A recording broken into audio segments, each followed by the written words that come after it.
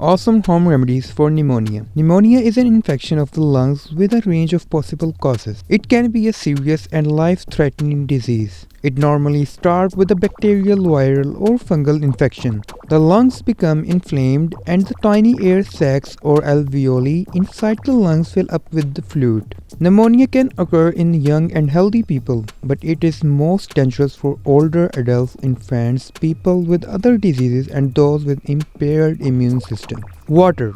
Drink ample water to maintain the hydration level. Imbibe at least 8 glasses of water on a daily basis. Water helps keep your body in the pink. Vegetable juice. Drink homemade vegetable juice. This is considered one of the best pneumonia home remedies. Carrot juice, beet juice, spinach juice, and other vegetables juices are great in boosting the immunity and building the strength. They aid in detoxification and are great for your lungs. Cayenne pepper. Cayenne pepper is the superb treatment for pneumonia. It helps clear the mucus from the respiratory system. Mix cayenne pepper and lemon in water and drink on a regular basis. Garlic.